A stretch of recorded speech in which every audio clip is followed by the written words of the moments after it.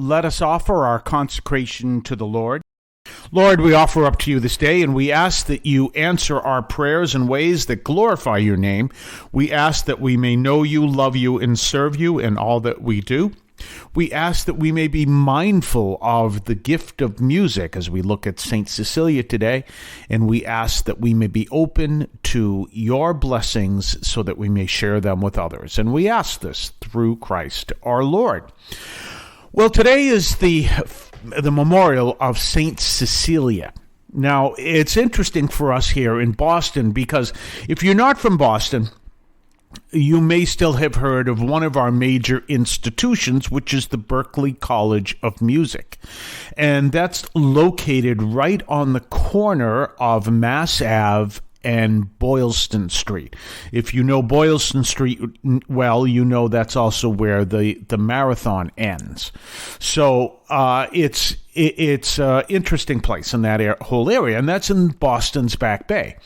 So Berklee College of Music, very famous throughout the country and the world, surrounds St. Cecilia Parish. As a matter of fact, they also use some of the parish, at least they used, I don't know, maybe they have purchased, I don't know, but they use some of the parish property for some of their classes.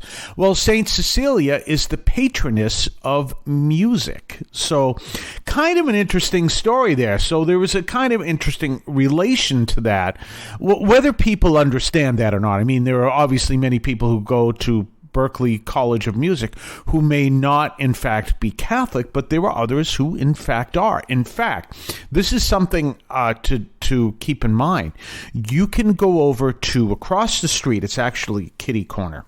What's that? Oblique is a Eucharistic shrine. It's St. Clement Eucharistic Shrine. And occasionally you'll find some college students, some I assume from Berklee, college students at that Eucharistic adoration at St. Clement's Eucharistic Shrine. So there's some real fascinating stories of being in that area. Interesting enough, on the other side of St. Cecilia's is I don't know what you call it, the Mother Church, the Mother Church of the Christian Science Religion, and also the Christian Science Publishing House.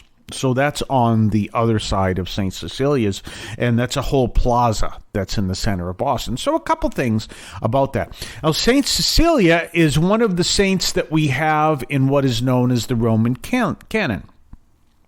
And that is actually also known as Eucharistic Prayer 1, but we call that the Roman canon. And she was martyred obviously in the early days of the church.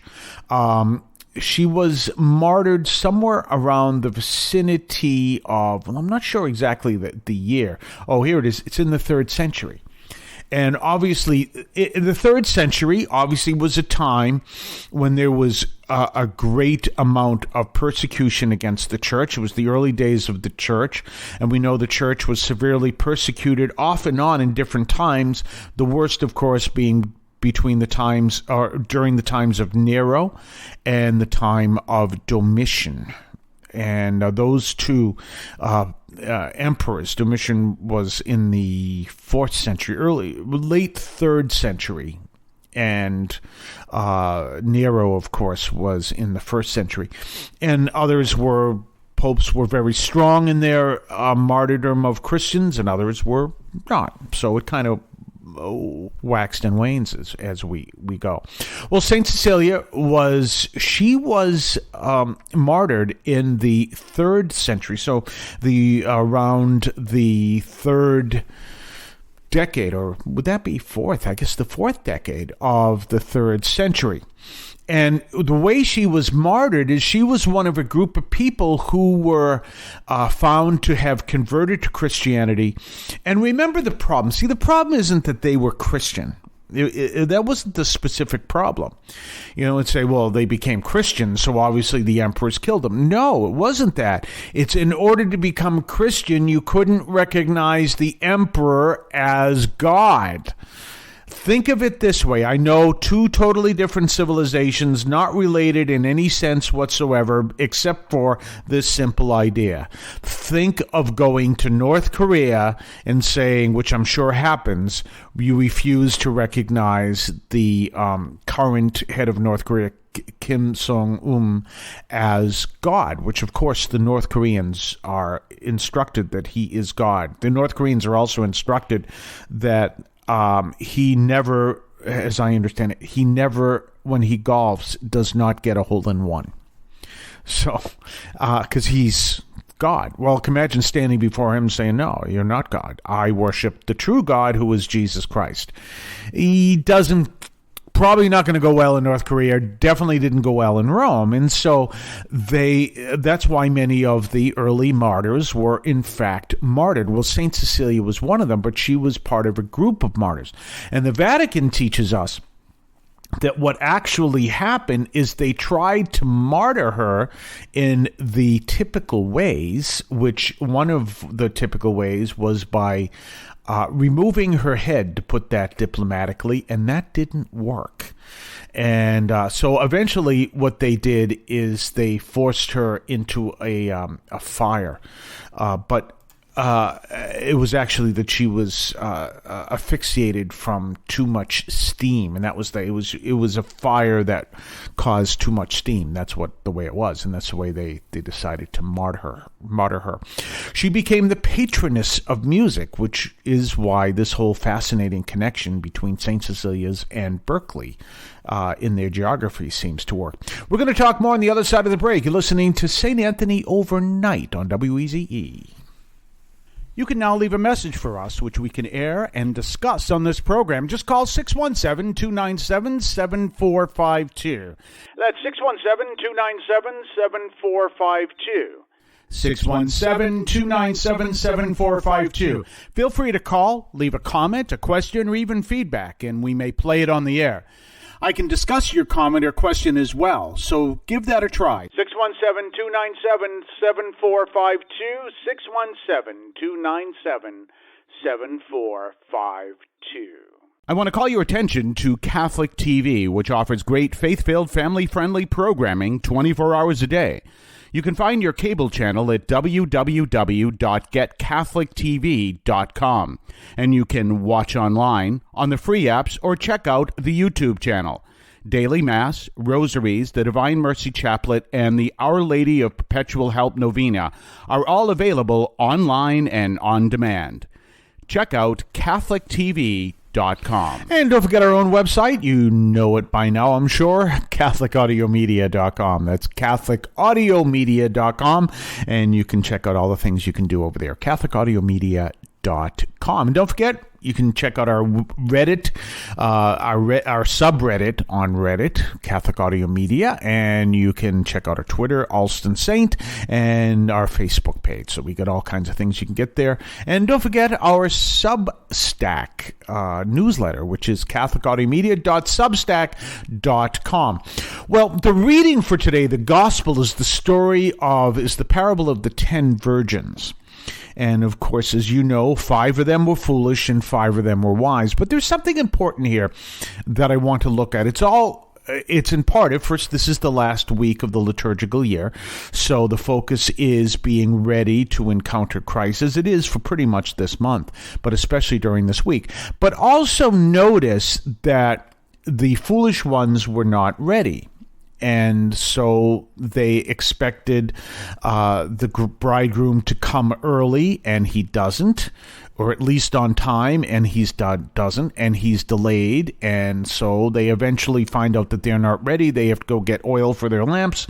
They get the oil, but they arrive late. But here's something that's really interesting, and I always bring this up. This is what I teach people in the parish. How does Jesus condemn people?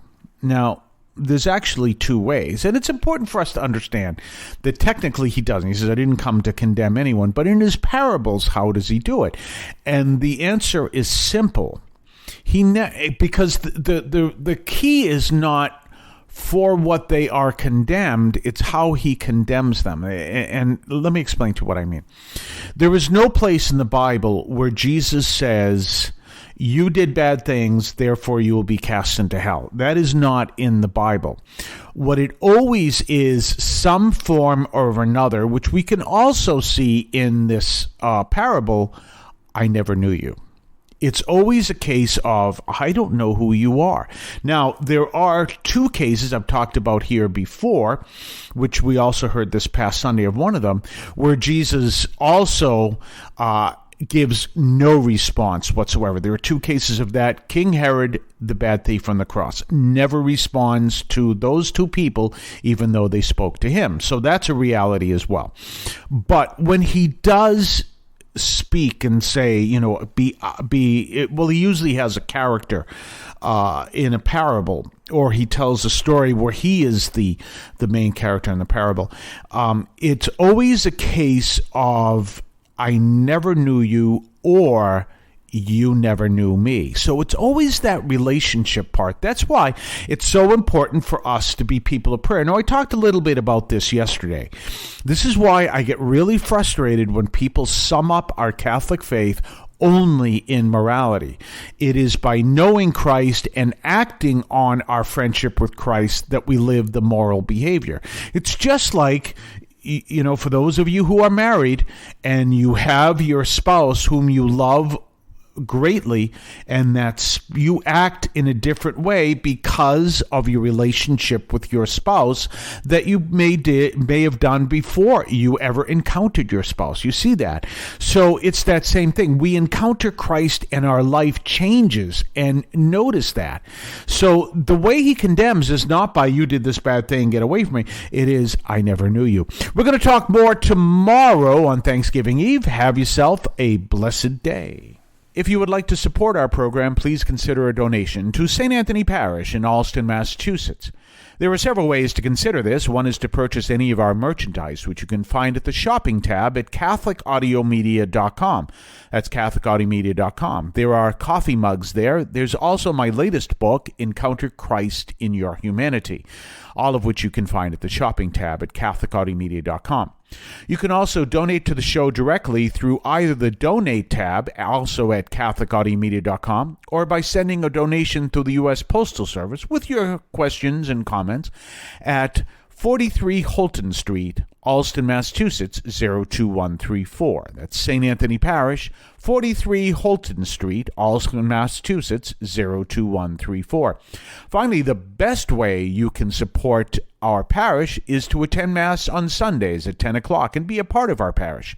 We thank you for any support you would like to give to St. Anthony Parish in Allston, Massachusetts, the sponsoring parish for this media outreach to Catholics and other Christians in the WROL, WEZE, and podcast listening audience. In Cristo vivimos.